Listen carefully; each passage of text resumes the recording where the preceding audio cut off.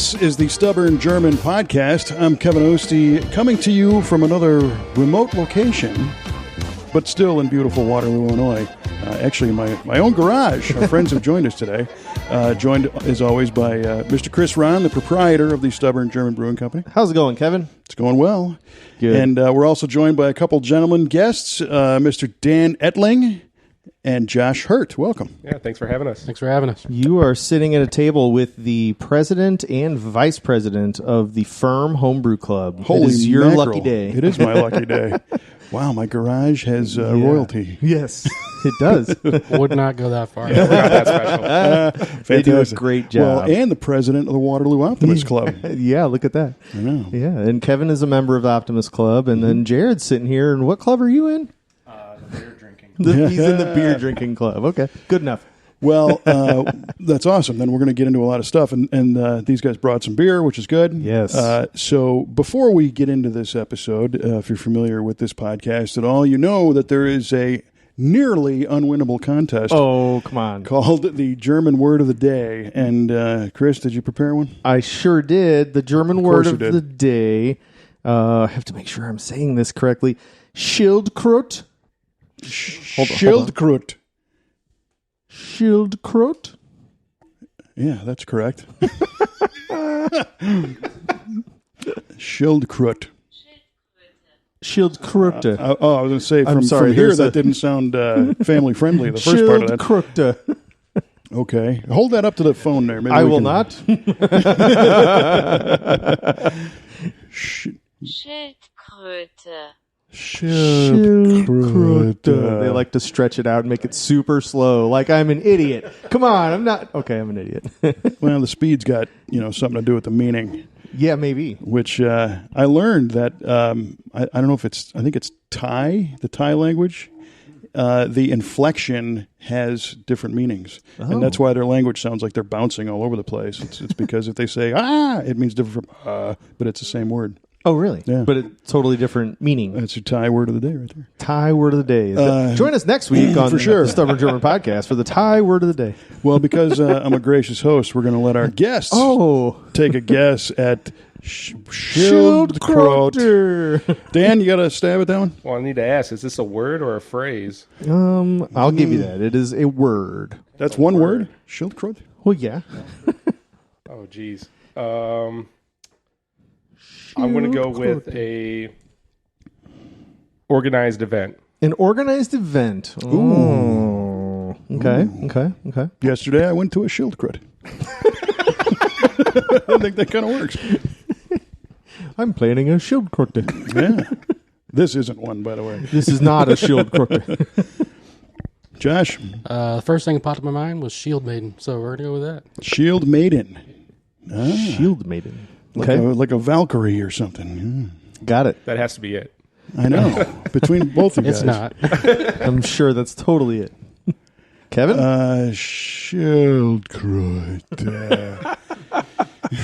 So, I'm going to say it's a... this is a tough one. And you're on a roll. It's obviously an aluminum can. Well, obviously. I mean, come on. Okay, well, I don't have my laptop here since we're remote, because I can't bring a laptop anywhere Well, maybe except the brewery. So I have not tabulated the results, so you'll have to remember your awesome guesses for the end. All right. Well, whatever the correct word is what I guessed. Okay, got it. All right. So enough with that nonsense. Our guests are the current president and vice president of the Ferm Brewing Club. Now, at one point, that was the Ferm Homebrew Club. Is that still what it's called? It's still what it's called, yeah. Yeah. Yep. Right on. Yep. So, Dan, how long have you been involved with the club? What are we going on now? 3 years? Yeah, I think we're right over 3 years. Yeah, Josh and I joined at the same time. But yeah, we're going on 3 years now. So is this something that you guys have a national election for and a campaign and all that? I mean, how did you end up being president and vice president? Kicked and dragged. I was going to say it's a very thorough process with a lot of people involved. But yeah, everyone just kind of looks around the room and goes, you guys look kind of organized. You do it. There you go.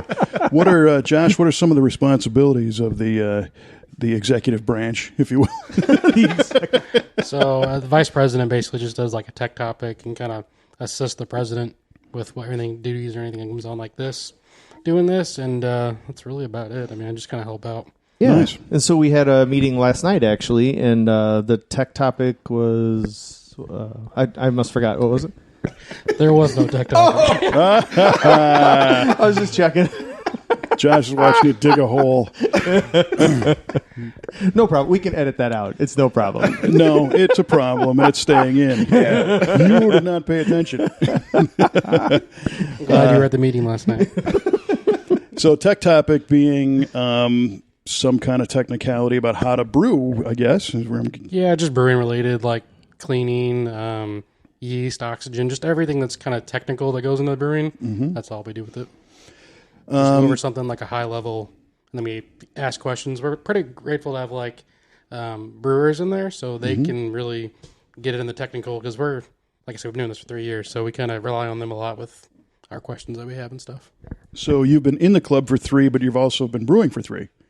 Yeah, we started brewing 6 or 7 months before we joined the club. Okay. If that, I think. I mean, And we were terrible. yeah, we were really bad, and I kind of reached out on a Facebook group, and somebody met up with me, tried my beer in a parking lot, and told me, hey, why don't you go check out the brew club? And that's kind of how we got into it. Hey, this needs help. Go see them. Pretty much. A little sketchy, but it all worked out. That's how all good stories start. Here, try my homebrew in this parking In the lot. parking lot, yeah. Well, the cool thing we is that story is, it's not uncommon. The parking lot part's kind of unusual, but the rest of it's not uncommon. And what I've gathered is the firm is a very supportive club and has turned a lot of people into some very talented brewers. Oh, without a doubt. I mean, we got a really good group of people, and the community that the group offers is, I haven't seen it before, so that's what drove me to it. Second to none. There you go. That's what Easily. they say. Yeah. And if something isn't that great, they're also not super hard on you. So No, and they tell you how to make it better. They give you the comments and the feedback to help make you a better brewer. That's what we're here for. for sure. So the way the meetings kind of work is, if I'm the home brewer, I'll bring my beer, I'll write my name on a piece of paper and what kind of beer I brought, and it goes in the walk-in cooler. The beermeister is the one guy in the room that knows, whose beer is whose, and he'll serve the beer in order of, usually lightest flavored to heaviest, or, most crazy flavored at the very end. So you don't want to kill your palate, ideally. Mm-hmm. So, they'll bring a beer out and they'll say, this is a pale ale. So you don't know whose it is. You just say it's a pale ale. And then everyone tries it. And, we might talk about what is a pale ale? What should a pale ale taste like? And then what does this one taste like? And what do we need to do to get it closer to what, a real pale ale should taste like? So we'll kind of go at it like that. Some beers don't really fit in a style, and we do the best we can with it and say what we like about it, what we don't like about it. And then we'll say, okay, who brewed this beer? And, of course, they know who brewed it because it's on the piece of paper. And, Chris, that's your beer. So what's the recipe? What did you do? What problems did you have? And so then there's some discussion there, too. So it can be very educational. It can also just be a lot of fun. Mm-hmm. But, yeah. That's cool. For anyone getting into homebrew, it's definitely you can be a total beginner, very first batch, which we've had a few times, or you could be a pro. I've taken some of my beer from the brewery and brought it in and asked for help. But when I had COVID and I couldn't taste, had them help me doctor up the it was mango habanero, right? And actually, in the meeting yesterday, we had two people join us that never brewed before but want to get in it. Nice. So they came Right. and joined us. Yeah. So you guys brought some stuff. What'd you bring? Hopefully, good tasting beer. We brought a Kolsch, then we brought a American Lager and a New England IPA. Nice. Kind So what do you guys want to start with? span the globe. Yes. So Chris says yes. Lager is good. Okay. Well, which one's Jared, that? our producer, who's off mic today, pointed to his glass and said the lager is good, which is outstanding. That's a zipper. I'll Chris get is- into it. He's diving into the zipped up cooler over here as we speak. Oh, there we go. So you guys, you've referenced a lot of we and us. So do you brew together? Did you share equipment? I mean, you guys are obviously friends. I mean, how did this go down? I mean, we both have pretty similar gear. And we hang out, our families hang out all the time. So we just give another excuse to hang out and brew some beer together. So we do it at my house. We do it at his house. We share batches, whatever works for what we're trying to do. All right. So Chris is doing an official tasting. He's got his nose in the glass. This is the Kolsch. Mm-hmm. No, this is the lager. Sorry. Yeah. I talked into my beer. Yeah. It's not the first time. Just don't cry in it. No, I only cry into the mic. Then you'll complain it's too salty. So he's taking a swig. How would you describe how that looks? How it looks? Oh, it looks fantastic. Yeah, Crystal clear. Doesn't it? Got a good white head on it. Yeah. Hold it up against that stag light over there. Oh, yeah. How does that look? I can still read it. It says Stag back there, so that's a clear beer. There you go. Oh, very good beer. Very refreshing. Crisp and light, easy going. You probably have 7 or 8 of these after mowing the grass or watching my kid mow the grass. Either one. Nice. So you brewed that for your friends who aren't familiar with craft beers? Yeah, so I brewed that for one of my old coworkers who just recently retired. He just drinks domestic lagers, and he said, I need you to brew me a beer that I could drink on my boat that I just bought. This is fantastic for that. That's wow. perfect. Yeah. Nice. So I was trying to go for a Michelob-style clone. Yeah. So it's got corn in it and cool. Extra long mash time to try to get the efficiency up, but I'm pretty happy with it. Yeah, you should be. That's great. And so for a home brewer to make a really light beer, in a light beer, so in like a stout or a porter or something with lots of flavor and big bold flavors going on, if there's a flaw in that beer somewhere along the process, it's usually covered up by all that extra flavor. But in a beer like this, there's not a lot of crazy weird flavors going on. So you got to get it right. You got to nail it. Yeah, there's no room for error. You can't hide behind anything. If there's a flaw, you're gonna definitely taste it in a beer like this. And this is clean and good to go. So the funny thing about that beer is I was shooting for a light lager, but I overshot my efficiency by a lot. So it turned into a heavy. So I'm calling that a Stag Heavy. Stag Heavy? Stag Heavy. So what kind of ABV are we talking? That one, I believe, sitting about 6.5. Really? It doesn't taste it at all. Yeah. Nice. Can hardly taste the booze. I can hardly taste it. So somebody describe to us what overshooting the efficiency means. Go ahead. Well, so when I put together a recipe, I have a software called, I use Brewfather. It's very easy software. You plug in your recipe. It tells you what your gravity should be pre-fermentation. And with the efficiency for my equipment, just from time of brewing on it, I know I should hit about 72%. So I should extract about 72% of the sugars in that grain that I'm using. Gotcha. And for this beer, because it's such a light beer, I was able to extract, I think, about 84%. Nice. Yeah. Cool. Which for a brew in a bag style system is pretty high. Yeah.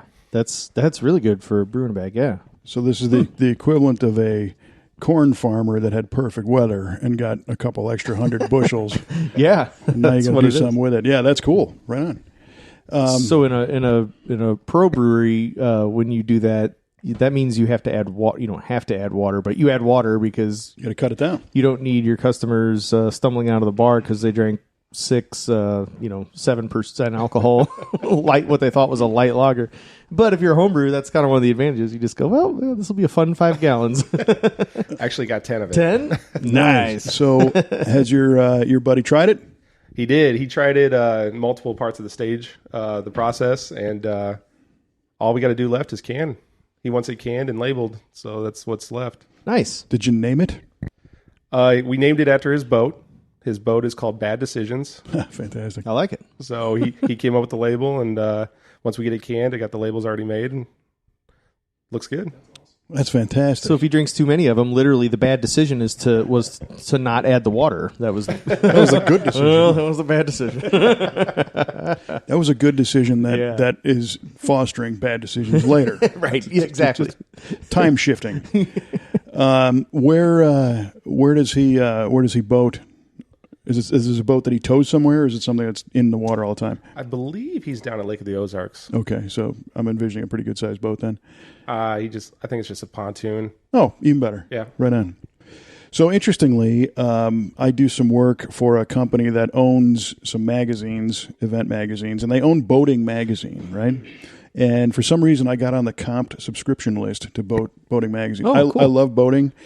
My vice, as you can tell, is old cars, so I don't have a boat. But I saw an ad in the latest boating magazine for a pontoon boat. $349,000. What? For I a pontoon boat? Not believe it. No way. I Did think it drive named, itself? It was named Bad Decision. No, it was interesting because I think it had like 2,000 horsepower, and cool. instead of being when you say pontoon boat, a lot of people envision the aluminum pontoons, and then these are made of gold. well, they're actually aluminum and fiberglass, so it had Okay. kind of an interesting swoopy style to it. And as they joked in the ad, it didn't have railings that looked like lawn furniture, the bent aluminum, Yeah. and of course it did everything but spit wooden nickels, I think. So that was my pontoon boat story. That's great. So as you make your 10 gallons of this, you obviously kept a little bit for yourself. What's your normal? I'll ask Josh. What's the normal yield? How much do you normally brew of a beer? We brew 10 gallons each time. 10 gallons a shot. Yeah, it's easier. I mean, it takes the same to make 5 or 10, and our systems do 10, so we just do Same 10. time, same amount of dishes at the end. Yeah. Just makes it a lot easier. And then, I like to brew a lot of lagers, so they sit and they're good for a while, so there's not a negative to doing that. For sure. Yeah, and Josh and I are getting into a bunch of festivals, so it's easier just to brew 10 gallons and have kegs sitting aside ready for festivals or events. Right on. In case somebody decides to throw a tasting or something, you can. We're ready to go. You're there to go. Awesome. So let's talk about. So you've just tried that one. Do you want to try another one, Chris? Chris is our taste tester My tonight. glass is empty. Yeah, and I see his glass is empty. So let's pour him something else. And What's this one? That's the Kolsch. this is the Kolsch. The Kolsch. Oh, yeah. Sounds like a 7-Up commercial. It's awesome. That's some good audio right there. That was great. Did you like that? Picked it up pretty nicely. That looks good, too. It does look nice. Yeah. The head's a little higher on this one. Got a little hazier than the last one. A little more color. That is fresher. It's fresher. Is this the Kolsch from last night? Yeah, the one you call a Hellas. Yeah. What the hell is this? It's What a Kolsch. the hell is? So at the meeting when you brought it, I got a lot of sulfur in it, which is not a bad thing. It's can add some interesting complexity to some German style beers. I'm not smelling sulfur today. Yeah, so me and Dan had that conversation on the way home. That was the first time I got sulfur on it too. That's weird. So you were saying that after the meeting. Yeah.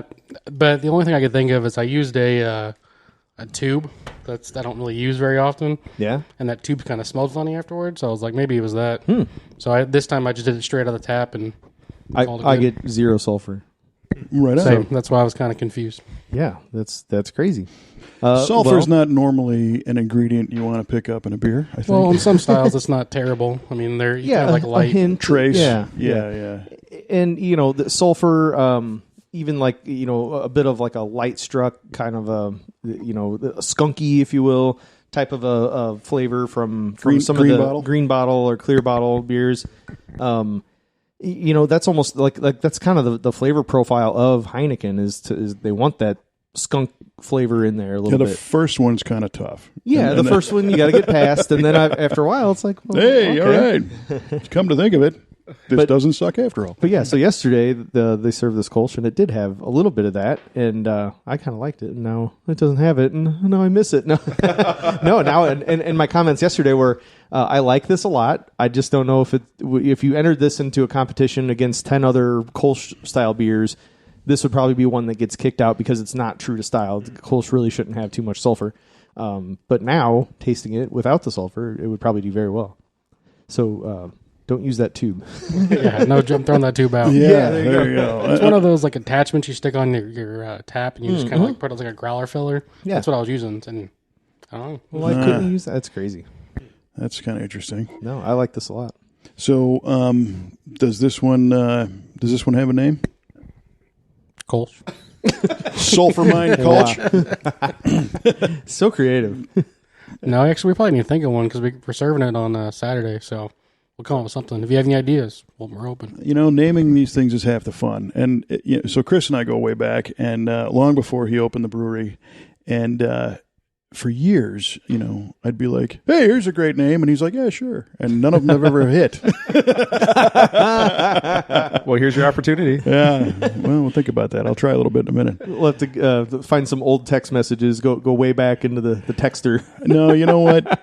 Usually those naming suggestions come after a full night of consuming. Yes. Yeah. And the next day it's like, oh, yeah, that was a bad idea. Bad decision. There you go. That's a good name for it. Bad decision. Bad decision. How about podcast Kolsch? Oh, Podcast. Or, Kevin's Garage. Garage What's the German cast. word of the day again? Yeah, whatever that is. yeah, let's name it that. I can't even pronounce that word. Whatever that was. Well, you know what? I know what you did, and I got it wrong.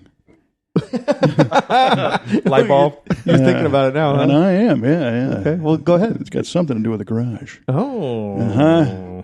Here's the smart guy. Oh. It's a time shifting again.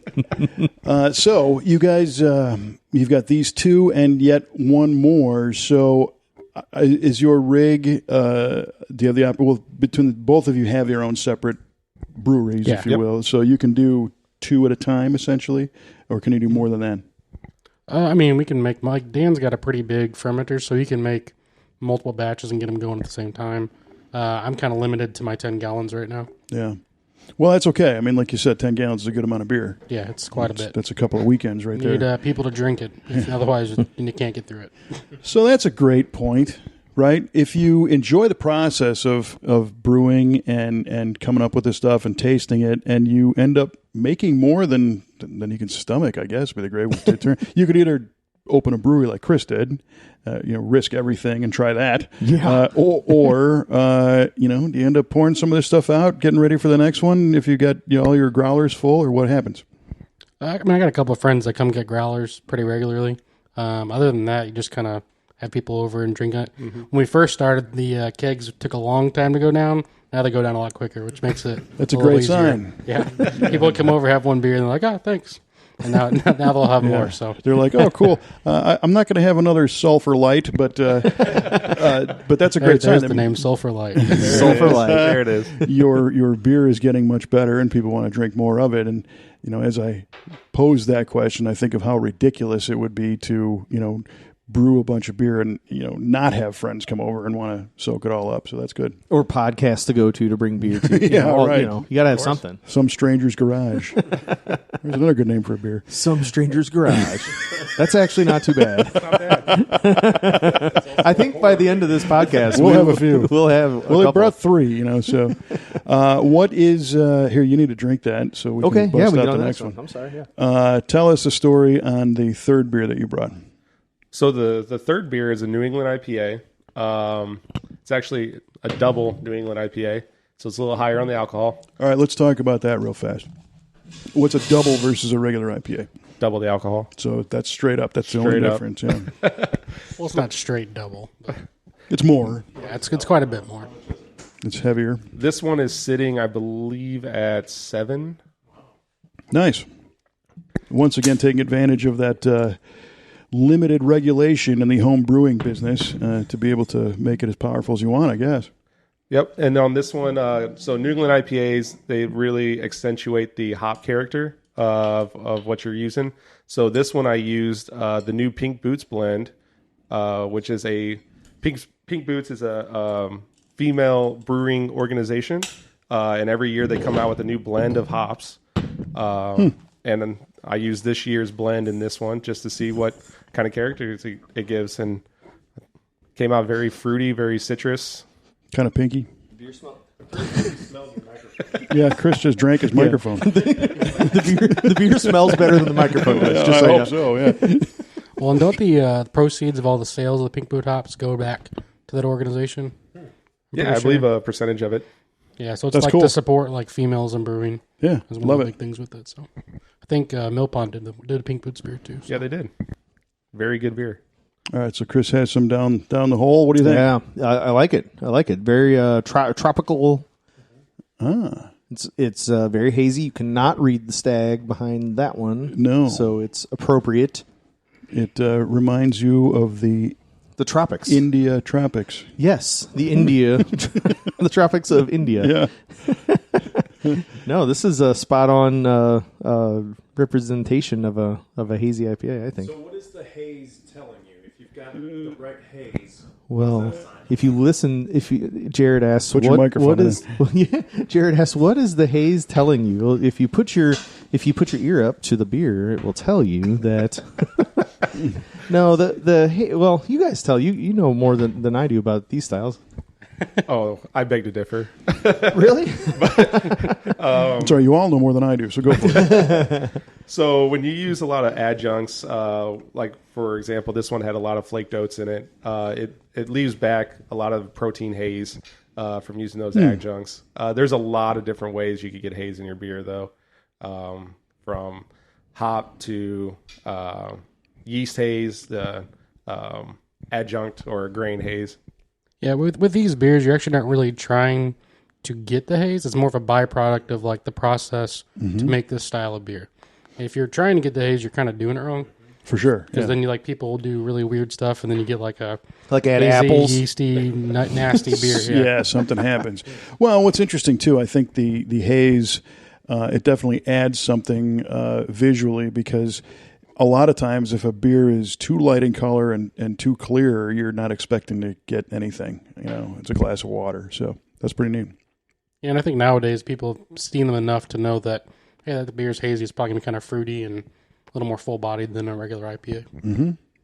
That's cool. Definitely. Now, when you guys Good stuff. are setting out to brew something, what's the idea fountain? What do you say? I just want to try this, or I'm out of Kolsch, I need to brew more, or how does that go? What happens at the laugh. Etling idea fountain? Yes. So I've kind of taken a whole shift. I love hazy New England IPAs, and I love doing the adjunct style beers, but I've done so many of them that I'm ready for a beer that tastes like beer. Uh-huh. So I've been moving back towards the lager side of it, Nice. doing pilsners, light lagers, Beer flavored beer. yeah, Marzens. It's a good thing. I'm going back to the original. Well, and that's an interesting point, because being, as Chris has alluded to, you have so much freedom if you're going to brew it yourself. And I think a lot of people are drawn to that, to just try stuff and try something different. You know, they're bored with their Michelob or whatever, and they want to try something different. But then maybe after a while, you go through the arc and say, you know what, I want to try something that I was used to and that I enjoy. So. Yeah, I think you just make beer that you actually want to drink a lot of. So when we first started, we were making beers that we like to go try, like have a glass of here and there. And That sound fun. It but sounds the fun, and idea then, is yeah. almost better than the. And then you Yeah. got 9.97 gallons left. yeah, when you have like an 8.5% beer on tap, and you're like, that's a little rough. You spend so much time wondering if you could. You forget that maybe what if you should, or how does Yeah. that go? Well, that gets into why your friends only had a few sips and left. Yeah, exactly. Very interesting. So what's brewing now? What's next? I've got 10 gallons of alt beer going on, Oh, right on. God bless you. so I'm pretty excited about that one. A style that's Chris's one of his favorites. Yeah, my fermenter's actually empty right now, besides my sours that have been going for over a year. Over a year. But my next recipe that I'm going to do this coming weekend is a Kentucky Common. Yes, awesome. Yep. I can't wait to try it. What's that all about? Go ahead. You have the recipe. I just know the recipe. I don't know the history. Well, you do the recipe. I can fill in the history. Have you done a Kentucky Common? No, I never have actually. All right, let me Surprisingly. pull the recipe up. I actually don't think I've had many of those. I know the Moggers make a pretty good one, but Yeah. I had one recently down in Birmingham at Good People Brewing. Yeah? That's what sparked my interest to brew Okay. one. yeah. To answer your question earlier, I think that's we drink a beer out, and you're like, I really like his alt beer, so let's make an alt beer. There you go. So then he doesn't have to come to me anymore. yeah, I'll still see how drink he your is? alt beer. We'll never see Josh again. All right, so this Kentucky Common, I'm going to use 2-row corn, chocolate rye, and Chocolate. Crystal 40. And then for hops, I'm using cluster for bittering, and then an ounce of Saaz, and at 30 minutes, an ounce of Saaz at 10. And then using Kolsch 2 yeast from White Labs. Yeah, that sounds good. So I think historically, there's really only one or two beers that the United States can claim as their own as far as we came up with this style. Interesting. And it's California Common or steam beer, like Anchor Steam in San Francisco. And that I want to say is in the mid 1800s is when that kind of started coming, maybe late 1800s. And what is the story behind the steam beer? So steam beer is made with lager yeast at ale temperatures. That's the quirky thing about it. It's a hybrid style. Most beer fits neatly in either the ale or lager category. And then there's just a handful like alt beer and Kolsch and steam beer that they're kinda just crossover. Yeah, they're kind of weird, and that's one of them. But anyway, I would say Kentucky Common is another style, lesser known. For sure, but yeah, it usually has corn in it, and it's kind of a riff off of like a bourbon mash type of a recipe, but a beer. So and that's where the corn comes in, and yeah, but still like earthy hops like cluster, like you were saying, and so probably fairly similar to a California. What would the bitterness be on it? Probably. It's semi-high, kind of like a California about a Common. 2.7. About a 2.7. That'd be extremely low, but about a 9.4. I have mine at 18 IBUs. Oh, really? Okay, so not too high. Not Okay. crazy.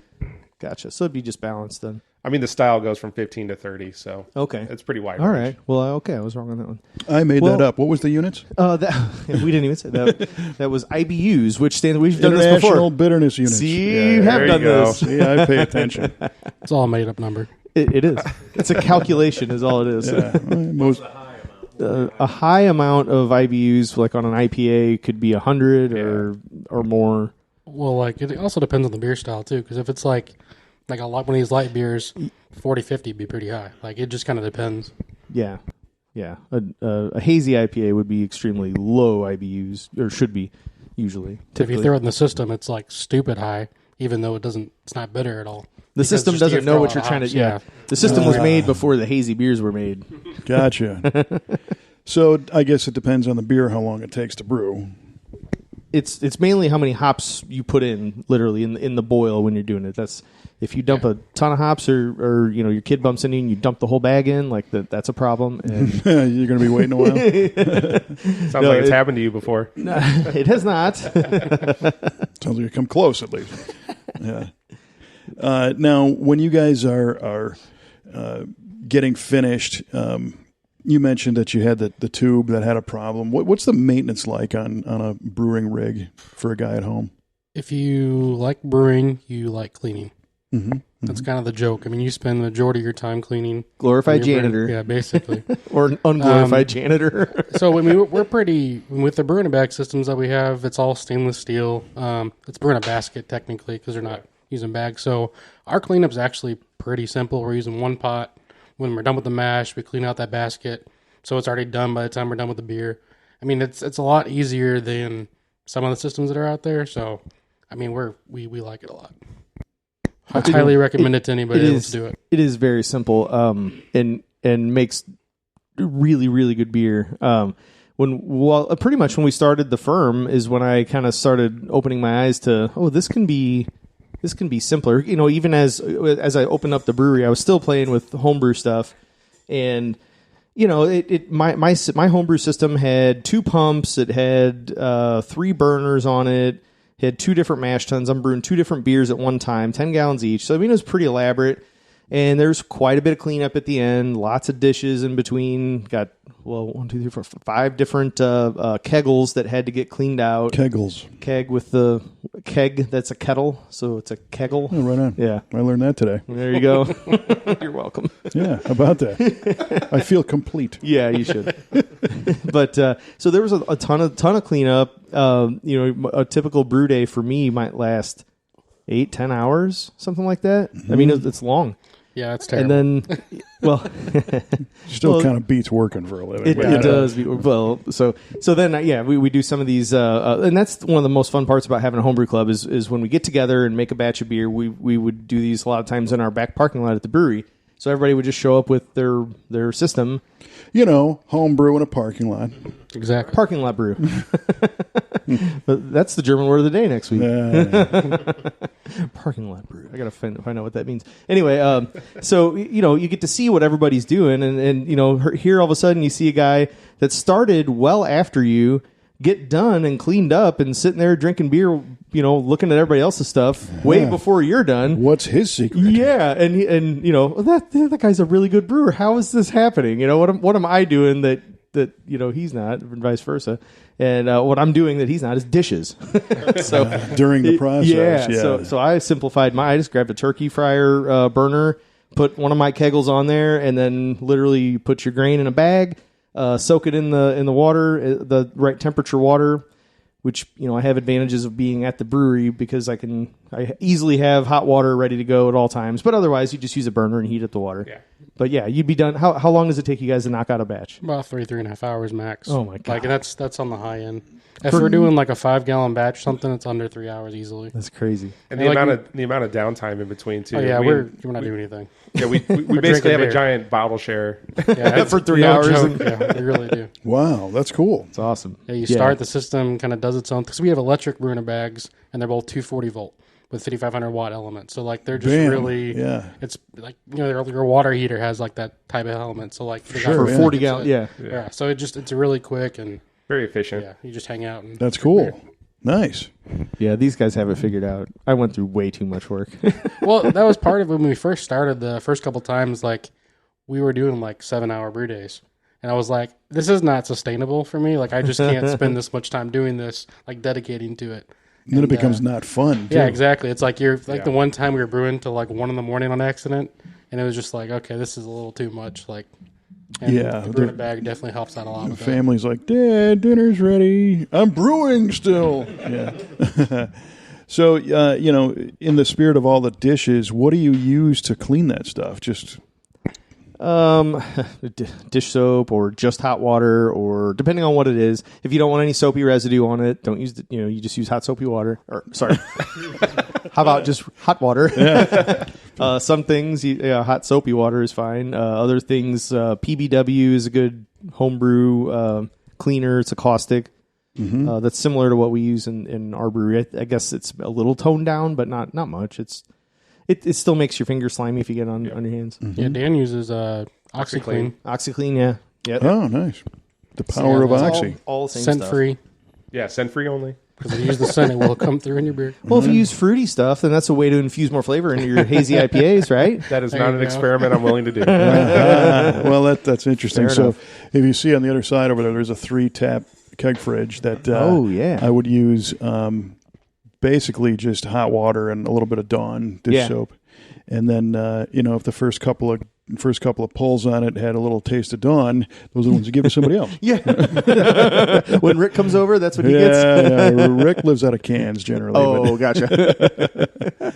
Very cool. That's awesome. All right. Well, this was great. I'm glad you guys came by, and you brought a couple of bottles over too. Some bourbons. What's going on with those? We're going to get into those later. Meaning you're cracking them. We're also part of the Brown Water Society, so every time we hang out with Chris, we got to bring bourbon. So are your roles reversed? Are you president and vice? Oh, no. I take no ownership. Running for office in the Brown Water Society? Right on. Well, that's cool. It's cool that there's an opportunity to be an enthusiast and get involved with all this stuff and get some help, Because I know how many things do you try doing on your own, try it once, get frustrated, especially if you spend some money and some time and just want to throw it all out the window and jump off a cliff. But by having some support, you can make this happen. And especially when people they're good and they're helpful and they're supportive around you and encouraging, and they know, like you're saying, what can tune this up, what can make this better. Maybe they know what you did or didn't do, so that your next batch all of a sudden becomes something that all your friends want to drink. So I think that's really cool. And that's our favorite thing about the club, just the community. Everybody's helpful. It's very welcoming. Yeah, and it's one of the best things we've had. So it's pretty awesome. Yeah, it's interesting as we talk about this. I think of some of these little sub societies of groups of people that do something, and if it's brewing at home, or in my world, if it's a type of racing or whatever, or a location where you live, a lot of times you hear people that say, "Oh yeah, well, they're not very welcome. They're a clique. Sure. You're not going to fit in over there." But I'm going to say 10 times out of 10, if you show up and get involved, everyone's like, "Hey, cool, welcome." Yeah, absolutely, which is great. Yeah. If you show that you're willing to kind of put your time and effort into it, that's the buy-in. Yeah, you have to. Yep. Yeah. So, will any of these beers make it to BBQ? That's a great question. The alt beer will. The alt beer will. Okay. None of these three. These will be long gone. Oh, I got a whole nother keg of the NEPA left. Oh. So I haven't decided if I'm going to bring that or a Marzen or something. Nice. What's the NEPA? The one we drank. Oh, that's it. Yeah. The New England IPA. Oh, there you go. It's one of them tricky abbreviations. Mr. Acronym. Yeah, those who know. So yeah, these guys will be at BBQ. This whole episode was supposed to be about BBQ. Well, now it is. We just start talking about homebrew. You should have told me that. Yeah, sorry about that, guys. Hey Kevin, this is the BBQ episode. This leads into the volumes of show prep that we do. Well, BBQ, of course, is Yes. we mentioned the Optimist in the beginning. We It's did. a Waterloo Optimist sponsored event that features home brewers and barbecue teams all around the town square in Waterloo, Illinois. And if you're a participant, you get to brew if you're a brewer and share your wares or your barbecue. If you are a spectator, you get to be a participating spectator. Yeah. Because you get to drink and try stuff and eat stuff, and it's super cool. And that's May 7th. is Saturday. Yeah, first Saturday in May. Yeah, and that's great to hear you guys are going to be part of it.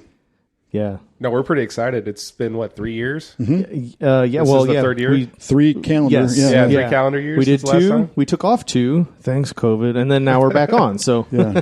No, we're excited to get back into it.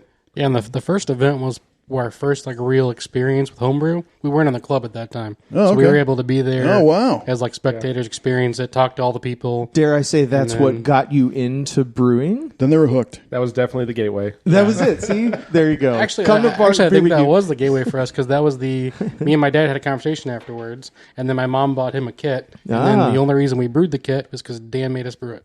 There you go. Dan said you have to do No, I this. was like, you had this kit for 2 months. Yeah, Let's go. You can do this. I think it was November or October when we first finally made it. That's awesome. I need a good friend that's got 10 gallons of beer. So you're on. Yeah. No, so right now we got over 27 homebrew teams committed, right over 70 kegs of different awesome. beers. Oh my gosh. We're excited. It's going to be a good event. It's great. So to kind of sort of paint the picture here, so it's in front of our brewery, in front of Summer German. Main Street is the street out front. That whole thing is shut down up until 3rd Street, which is the street that Hopskeller's on, and then also Mill Street, which is the Buffalo Street by the courthouse. Oh, so yes. it's literally all 3 sides of the courthouse square, goes all the way around. And the way it's laid out is you'll have a barbecue team and then a brewer and then a barbecue team and a brewer. So it's designed if you come and buy a ticket to get in and drink the beer and eat the barbecue, you just walk down the streets literally and you eat some barbecue, until you drink some can't. beer. Yeah. Yeah, exactly. You can't go wrong. You really can't. So It is an amazing event. And it's such a blast. I'm super fortunate in the sense that I get to kind of MC that event. Yeah. So it's kind of my responsibility to try a lot of stuff. You got to try all the beer. I think I kind of, well, not all. My goodness, it'd bring me out in a shopping cart if I was trying all of it. So the first year that was my goal, was I'm going to try at least a sip out of everyone's beer. I wanted to, I have the brewery in front. Like I kind of organized the beer end of it. Like I wanted to say hi to everybody. I wanted to try everyone's beer. It's like, I'm going to at least have a sip of and I almost did it. We didn't quite have 70. I think we had like 50 or 55. yeah, it wasn't somewhere too, but still 55 sips of beer is a lot of beer. Yeah, that's a lot. So then, the very next year we had about what we have now, like 70 or whatever. And I didn't even make that promise to myself. I was like, I'm going to at least say hi to everyone. I think Smart man. I missed the memo on the sips part. The sips. Yeah, the sipping is the important part. Yeah. Well, the thing is, you try a sip everyone, and then you go, oh, that's really good. But then if you do that, every other beer, That's a lot of beer. That's the festival dilemma. It absolutely Yeah, is. That's a real thing. It's really terrible to enjoy yourself that much.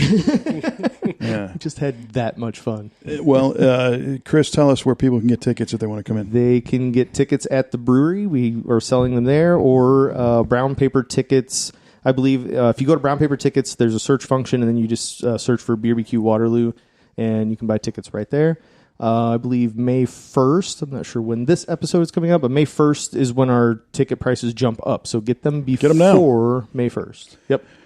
That is fantastic. Yeah. I can't wait. Yeah, no, me neither. It's been a long time. Yeah. All right. Well, listen, guys, this has been a lot of fun, and I know that people are just turning blue from holding their breath, wanting to know the German word of the day. The German word of the day. It was Schildkröte. And Right. Kevin said... I forgot what I said. What did I say? Well, you... Aluminum cans. Aluminum cans, and then you changed yours to something about To garage something in the drinking. garage. Yeah. okay. Garage drinking. That's what I Garage said. drinking, yeah, okay. And Josh said... Shield maiden. Shield maiden. I know yes, it's not the right. Val- That's maiden. the first thing about that. That's The Valkyrie. That's it, yeah. And Josh said... Or Dan Or said. Dan said... I'm looking at Organized Dan event. saying Josh. Organized event, right, which is what this is not. And it means turtle. Thank you for that. Turtle. It's a good thing we were close. Schildkröte. For crying out loud. Critty, you mean critter? Like, right? Oh, yeah, sure. Duh. How'd you not get that? I feel like I was really close. I thought critter was purely an American thing. No, it's from the German couture. Well, now I know, man. Because, everyone, you got a critter, right? Yes. My wife and I often joke about this. We'll be going down the road and see a bunch of deer over there. It's a bunch of crits. Crits. This. All right. Wow. A flock of crits. A gaggle, I think. A gaggle of crits. A dongle of crits. Ugh. Well, guys, this was very fun. Thanks for bringing the beer and sharing the story. Yes. Thanks for having us. Oh, no, it's our pleasure. And to be able to learn a little bit more about the firm. We've had guys in stories about the firm on this show fairly often, but there's always more to it. We could do this same episode 15 more times, probably. And that's what everybody wants. Yes. Well, and if you do, it's going to be a lot of fun. Well, Jared, our producer, is saying, just rewind. You can play the same one 15 Just keep times. playing the same 3 we've done. You'll definitely get a lot of beer that way. Yes. That's what I'm saying. Well, if you're in the area near beautiful Waterloo, Illinois, and you want to participate, what do they need to do to join a meeting or whatnot? Just come hang out. It's just show up. third Third Wednesday Wednesday of of the every month, for the most part. And in the basement of the brewery, and 7:00. Just come in. You can be a guest, and for your first time or two, and then. I mean, usually when you're a guest for a time or two, you just end up joining. So that's There fine. you go. Or you end up getting your name drawn for the attendance prize, and right. it would guilt you into joining. Well, you did win, but you're not technically a member, so I mean, you can join. That sounds so random. Yeah, it sounds so random, except it happened like 3 months ago. Nice. First time it ever happened. It was the first time. All It right. was so beautifully awkward. That's great. We were not communicating well at that point. No, we were not. One of the benefits. Yeah. Well, listen, thanks for joining us, guys. Appreciate it. And for Dan and Josh and Chris, we always close our show the same way with a great toast. So, Prost.